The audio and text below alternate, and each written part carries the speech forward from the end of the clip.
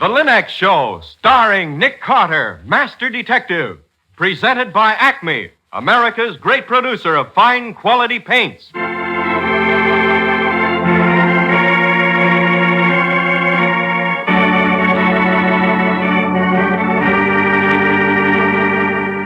This is the story of a man known the world over as one of the most daring and resourceful characters in the history of detective fiction. A man whose name has become a symbol of the triumph of right and justice over the sinister forces of crime and lawlessness. A man recognized as one of the great masters of deduction. Nick Carter, Master Detective.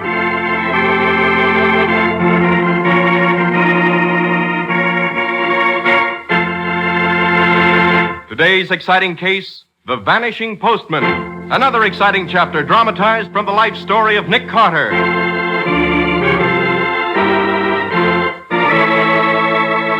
In just a moment, we'll hear how Nick Carter investigated a baffling 7-year-old crime and solved a murder through the eyes of a blind man. There's no time of year when a busy homemaker needs cool, leisurely relaxation more than during the summer months. And you can have that kind of relaxation when you do your homemaking the easy Linx way. Just follow the example of wise American homemakers everywhere who have learned the magic shortcut to household care. Those 3 great Linx home brighteners. Linx Clear Gloss, the modern brush-on finish, Linx Cream Polish for fine furniture, and Linx Self-Polishing Wax, the amazing new quick-drying wax product. Start now to enjoy extra relaxation every day. Enjoy that added leisure in a home that's sparkling with bright new beauty. Just ask your hardware, paint, or department store for the 3 great Linx home brighteners. And save time the easy Linx way.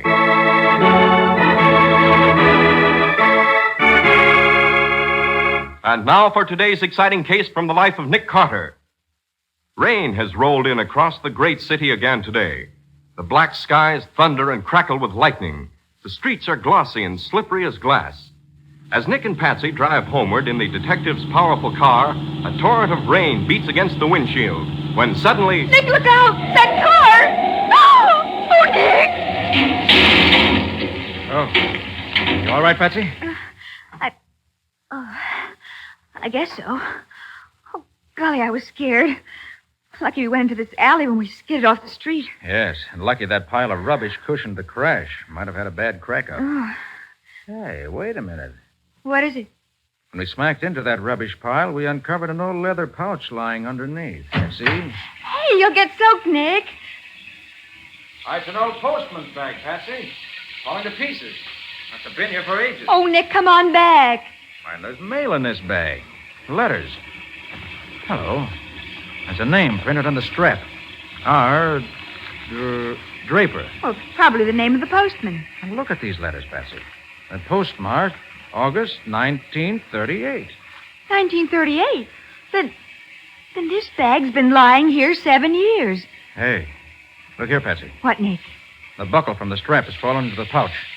There's a bit of metal wedged in the buckle. Looks like a lump of lead. Well, it should. It happens to be a bullet. Well, let's get over to the post office at once. I'm afraid the explanation of this undelivered mail may be murder.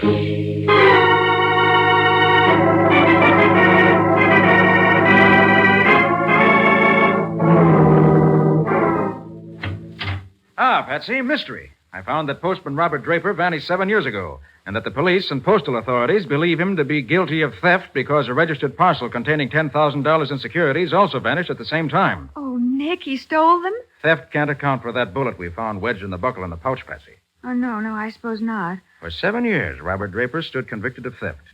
Well, I'm going to find out whether he's guilty. But how are you going to dig up evidence on a case that happened 7 years ago? Going to get special permission from the postmaster to deliver this mail that should have been delivered 7 years ago.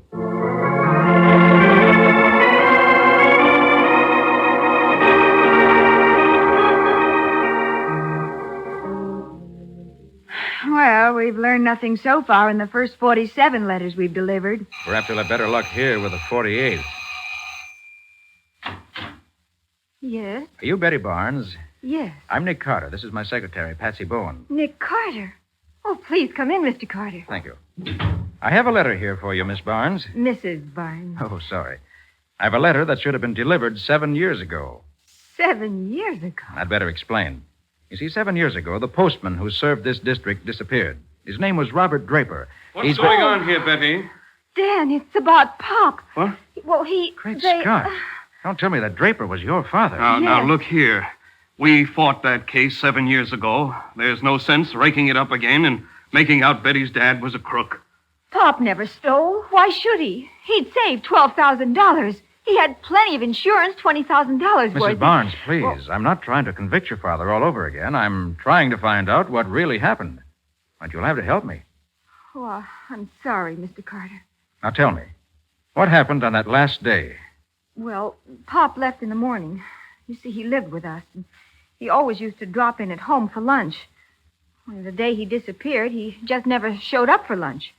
When Dan came home that night, I sent him out Yes, to... I went out to check up Mr. Carter. They said he never returned to the post office, and that's all we know. We never saw Dad again. I see. Mrs. Barnes, you have a picture of your father I might have? I'll get him one, honey. You know, Mr. Carter, it was on my birthday that Pop disappeared. Oh, how awful, Mrs. Barnes. Here's one, Mr. Carter.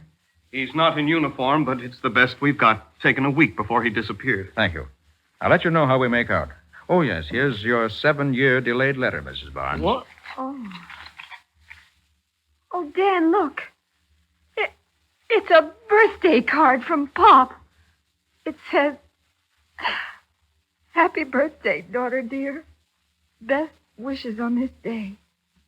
My heart would always find you near, though I were miles away. Oh, Pop. Pop, darling."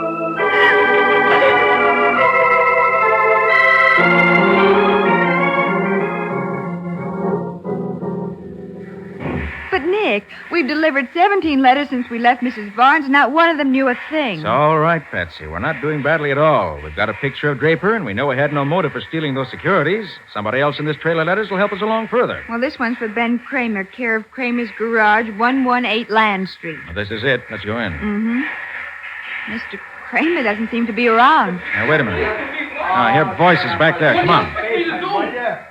You already got back double what you owe me. What are you talking Yeah, now about? just give me a break, Shelley, please. That's all I ask. Begging, Kramer, will you? I collect what's coming to me. But I can't keep on paying. It's breaking my back. I'll break your back if you try to welch, Kramer. I give you the place before you took my dough. 1 for 10 a week. I can't do it, Shelley. I don't like to just... intrude, gentlemen, but I'd like some information. Who are you, wise guy? Nick Carter's the name. Nick Carter. Hey, Kramer, did No, you... no, honest. Honest, Shelley. Nick, what's going on? Nothing, lady, nothing. I'll be going, Kramer. I'll see you later. Nick, what's going on here? It's obvious Mr. Kramer's been caught in a loan shark racket. Something pretty well known to the police, but something that can't be stopped until the victims are willing to give evidence. What was that 1 for 10 they were talking about? Mr. Kramer pays $1 a week for every 10 he borrowed. Right, Mr. Kramer? I don't want to talk about it, Mr. Carter. It ain't safe. If I could only just lay my hands on $1,500 and get out from under. Mr. Kramer, we've got a letter for you. Huh? It's 7 years old. 7 years? That don't make no sense. Well, this letter was mailed to you, but never delivered because something happened to the postman, Robert Draper. Remember him? Drape? Oh, yes, of course. A friendly little fella. Blue eyes he had, bald. He wore a handlebar mustache. A handlebar mustache. Yeah, I even remember the day he scrammed. Hackey, who used to keep his cab in my garage, he saw Draper. He drove him and another guy someplace. Yes, go on. Where was he driven? Who was the man? Now, leave me think, Mr. Carter. It was such a long time ago, I can't even... Kramer, I want the name and address of that cab driver. Well, let me... I remember now. It was... Nick! Someone's fired from the garage Yes, door. Kramer's been hit. Oh, but Nick, the killer. Gotta get Kramer's evidence. The killer can wait. Patsy, get to a phone. Call an ambulance, quick. Right. Got me bad. Kramer, listen. Can you hear me? Who drove with Draper in the cab? Oh, no. Where'd they drive? Shelley's bowling alley. The thug we just met, huh? Good.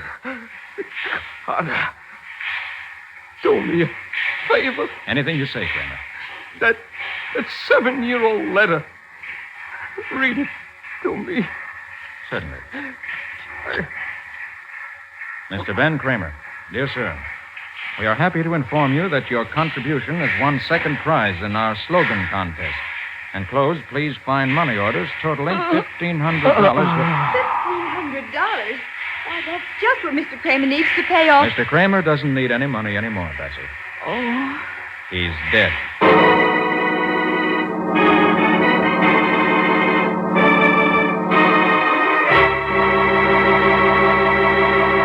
Birthday greetings, 7 years old, and now murder from a delayed mail delivery.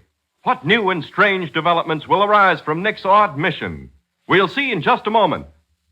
The wisest worker is the one who saves as much work as possible, yet gets the job done. That's efficiency. And the efficient way to take perfect care of your floors and linoleum is to depend upon Linx self-polishing wax.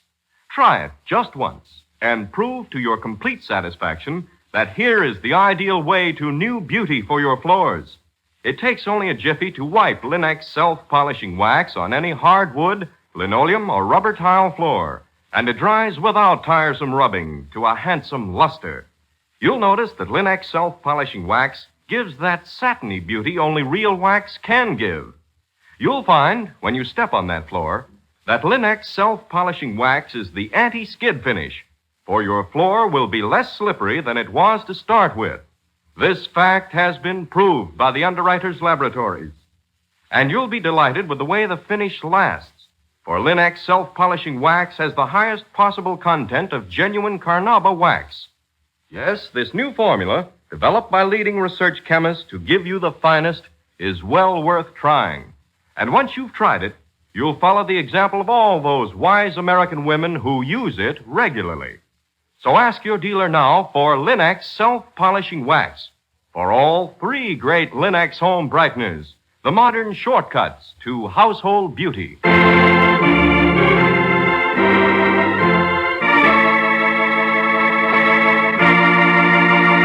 And now back to our story. Investigating the strange disappearance of Robert Draper, postman, accused of absconding with registered securities he was carrying, Nick and Patsy pick up the trail of the old mystery by delivering mail found in the postman's abandoned pouch. Now we find them in the street after the sudden murder of one of their witnesses. What do we do now, Nick? Wait for the homicide squad to arrive? Oh, no. Sergeant Matheson will only hold us up, call us material witnesses and all that. Now I want to get on with the case. At the Shelley bowling alley? No, not yet, Patsy. We haven't enough evidence for a direct frontal attack on Mr. Shelley. Oh. Let's get on to the mail delivery. There are more clues waiting for us to pick them up. Who's next? A postcard addressed to Mr. Parker Flint, Homewood House. Homewood House, huh? Mm-hmm. That's the exclusive apartment house in the corner facing the river. Uh-huh. Come on. Let's see what Mr. Flint can tell us.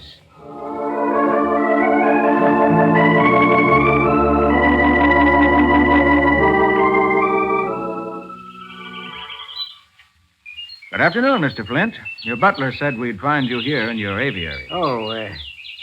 Good afternoon. You've got a charming place here, Mr. Flint. Yes, I like it. I suppose I look silly pottering around in a glass house filled with a lot of birds, but, well, I like it. Let's step into my living room. We can talk better there, eh? We won't keep you from your hobby long, Mr. Flint. Let me introduce myself. I'm Nick Carter. This is my secretary, Patsy Bowen. Get out of here. Beg your pardon? Get out of my house. Mr. Flint, Now, let's get this straight. I hate police. I'll have nothing to do with police anywhere, anytime. Now, get out. Nick, what on earth is... Wait, Patsy. Parker Flint. Thought that name sounded familiar. Eh? Yes, I remember. Parker Flint, 3rd. Tried and convicted of second-degree murder 7 years ago. Oh, you remember, eh? You also happen to remember that Parker Flint III, my grandson, is serving a life sentence in state prison right now? I do. And will your capable memory recollect that he was innocent? That he was convicted on clumsy circumstantial evidence that would have made an idiot laugh? What do you mean? Young Flint claimed he was on a walking tour across the country. The murder of an enemy of Parker's was committed August 30th, 1938 in this city. And on that day, he was 50 miles outside town in a village named Sampson. The defense couldn't prove it, Mr. Flint. So they convicted him. Not because he was guilty, but because they hadn't anyone else. Make an example, they screamed. Show there's the same justice for rich and poor alike. They made an example, all right. And then you'll be interested in the case I'm working on, Mr. Flint. Eh? Another man runs the risk of unjust conviction. I'll have nothing to do with the police. Go on, get out. But Nick's not a policeman. Mr. Flint, justice sometimes miscarries. Men are wrongfully convicted and sentenced. It's a human factor in law that can't be avoided. I made it my job to prevent that factor of human error as far as possible. Now, I'll help you with your case, Mr. Flint, but you've got to help me with mine. Well, what is your case? It's your old postman, Robert Draper. Draper? Oh, I remember him well. Know him well, in fact. Supposed to have disappeared about 7 years ago. Suppose. Yes, he did disappear, though. I saw him around this neighborhood 7 weeks afterwards. Acted suspicious, though he was hiding. Had his head wrapped up in a turban. A turban? Golly. Yeah, what's more, he seemed to be afraid of someone called Gray. Seemed to see this Gray everywhere. Gray, huh? That's interesting. Very interesting. Anything else that might help? No, that's all. And now, Mr. Carter, about my case. I'm sorry I lost my temper, but you understand, don't you? Do you think you could offer any hope or anything? Yes, Mr. Flint. I can give you more than hope. I'll give you back your grandson. Oh. In the form of this postcard that should have been delivered 7 years ago. A postcard? From your grandson. Sent from the village of Sampson, New York, postmarked August 30th, 1938, which proves he was where he claimed he was. Heaven. Congratulations, Mr. Flint. This is the one piece of evidence that'll free him. Yeah.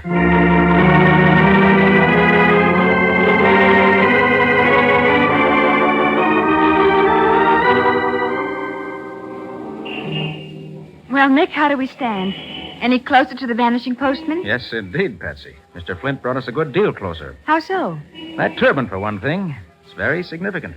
And Draper's fear of someone called Gray, even more so. But we haven't come across anyone named Gray so far. Now, hold everything, Patsy. Here's our next stop. Residence of Miss Jennifer West. Miss West's got a 7-year-old package coming to her. Well, let's hope we can trade it for information.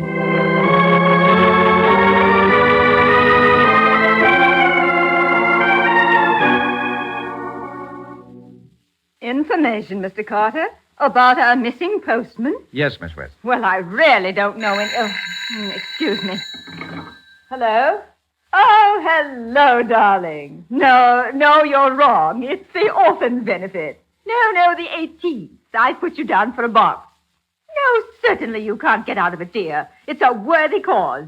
Yes. All right, bye. Now, let's see, where were we? You were going to tell us what you remember about Mr. Draper's disappearance. Oh, but I don't know anything. I don't even remember him. Well, here's a photograph of him. No, I'm sorry. It isn't a bit familiar. But I have such a miserable memory for faces. And in my work these days, I see so many. Day in and day out. Child Welfare Association, the canteen, the city hospital. Oh, I met the most interesting man there yesterday. He was in the psychiatric wing, room 325. But, Miss West, with the strangest disease. Monochromatism, they call it. And he's so cheerful about it. Monochromatism? Oh, it's a technical name for blindness of some kind. Such a nice man. His name was Gray. Gray? Oh, Nick. I heard, Patsy. Thanks a million for your help, Miss West. And here's your reward. This long overdue package. 7 years overdue. Why, that's Gary Horton's handwriting. Oh, once upon a time, Miss Byrne, I thought Gary and I might... Oh, well, you understand. Yes, Miss West. But he's so very shy, and I...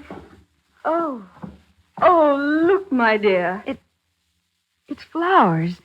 Artificial flowers. No, they're not artificial. That's a bouquet of live forever flowers, and they're from Gary. Oh, here's the card. Dearest Jen, I've been wanting to ask you this for a long time. Never had the courage. Now I have. Will you... Oh, Miss West, it's a proposal. 7 years ago. And he never knew I hadn't received. He thought my silence meant... Oh, excuse me, please. Let's get out of here, Betsy. I've an idea that for the first time today, Miss West's phone is going to hear her say yes.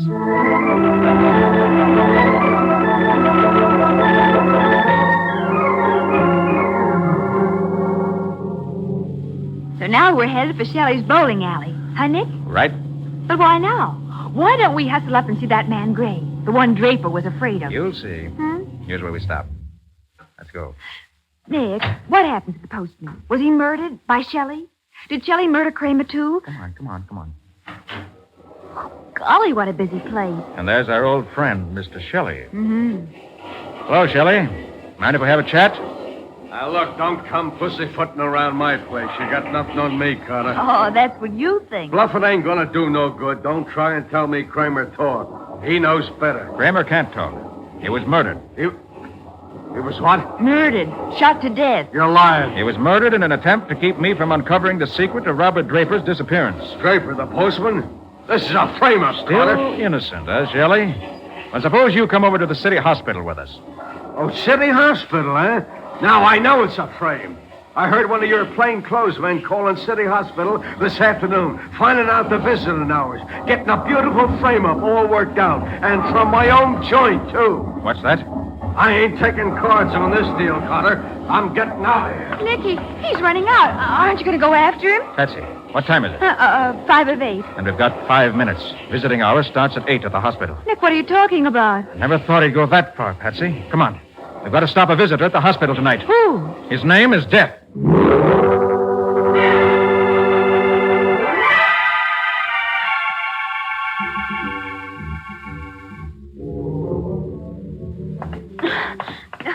Oh, not so fast, Nick. You can stop and rest. I've got to keep going. Well, I'll stick it out. Where are we headed? To the east wing of the hospital. Psychiatry. What time is it? 2 minutes after 8. We may have enough time then. Nick, we're going to see that man Gray, aren't we? Yes. Miss West said he was in room 325. Well, this is 3:15. 317. 3:19. Here we are, 325. Yes, it says on the card, monochromatic blindness, You can read shock the card later, Patsy. Inside, hurry. Hey, pitch dark in here. Careful, Patsy. Ouch! I just bumped into one of those rolling tables. Where's the light, Nick? Get down, Patsy. It's a killer. Get out of the way. Where's that rolling table? Here goes, Patsy. Oh, you got him, Nick. I heard the gun drop. It's only the beginning, Patsy. But the beginning of the end for her. I found you, huh? Oh, Nick, Oh, careful. no, you don't, mister. Oh, no. At least not without a gun. Oh, you know. Nick. There. Now, I now lie still. Patsy, Yes, Nick. try and find the light. Probably alongside the door. Well, I've got it. Nick, you're sitting on Dan Barnes. Right, Patsy. Dan Barnes, Robert Draper's son-in-law. Barnes is a thief who robbed Robert Draper's mailbag of $10,000 worth of securities 7 years ago. It was Barnes who took for himself the $12,000 which Draper had saved up before he disappeared. And it was Barnes who hoped to collect $20,000 more in life insurance if Draper stayed lost 7 full years so he could be declared legally dead. But that man in the bed, that's not the same man as in our picture. Well, nevertheless, Patsy, that unconscious gentleman, a near victim of suffocation at the hands of Dan Barnes, is our long-lost postman, Mr. Robert Draper.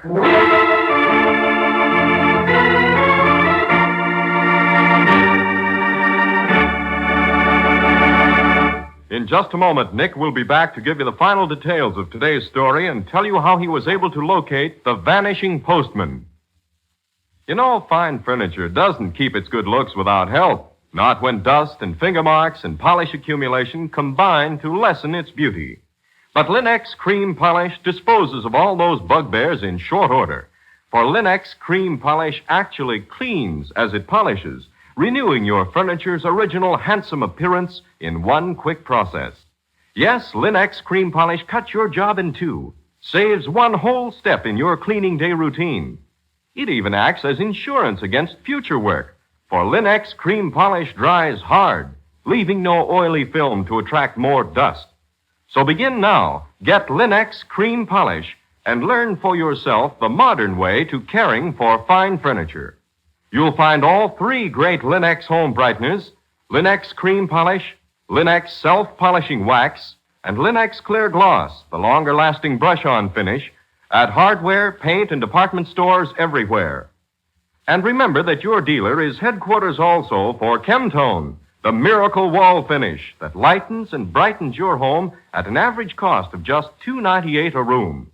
Chemtone covers in 1 coat, dries in 1 hour.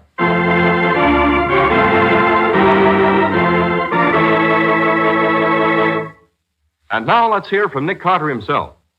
Nick, I still don't understand. What happened to Draper 7 years ago? As I see it, here's the story, Patsy.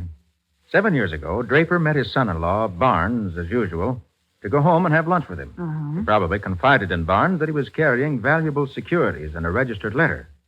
Barnes is the only man Draper would have told, since a postman's job is highly confidential. Well, that's right. They don't go around telling strangers what they carry. All right. Well, on some pretext or other, Barnes lured Draper to the alley behind Shelley's place and shot him. Then he took the securities from the bag and left.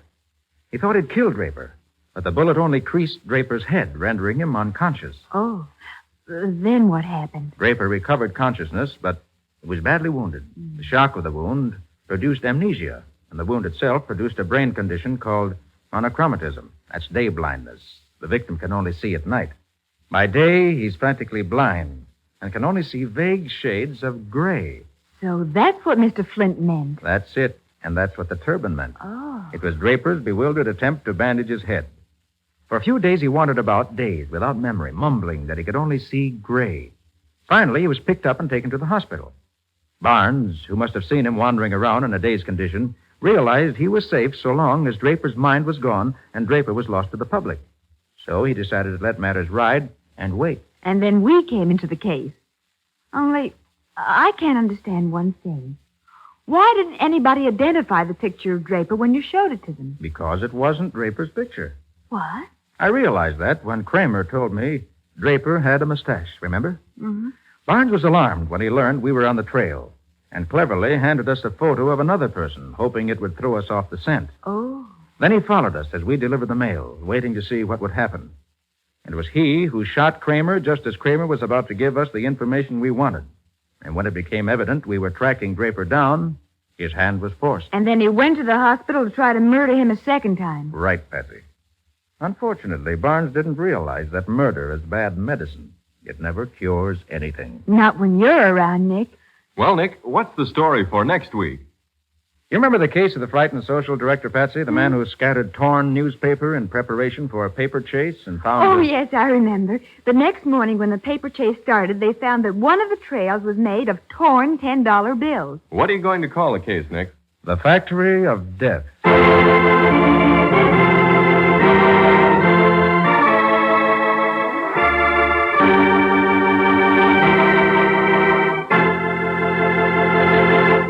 And now a final word from Nick Carter. And a very important word, too, Ken.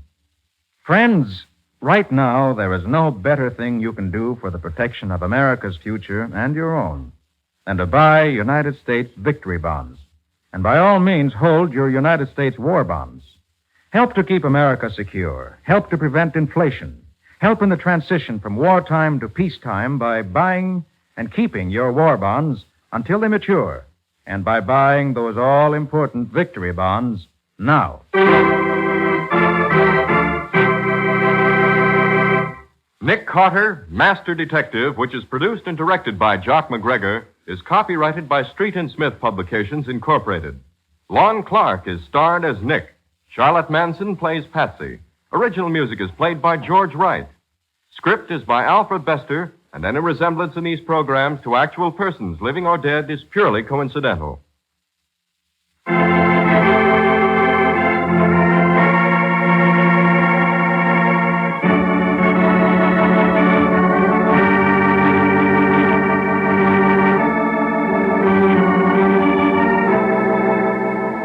Nick Carter, Master Detective, is presented at this time and over these same stations each week by the three great Linx home brighteners: Linx self-polishing wax, Linx cream polish, and Linx clear gloss.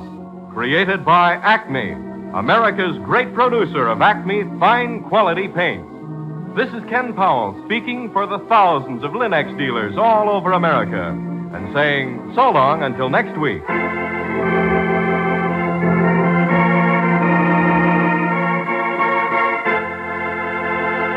This is the Mutual Broadcasting System.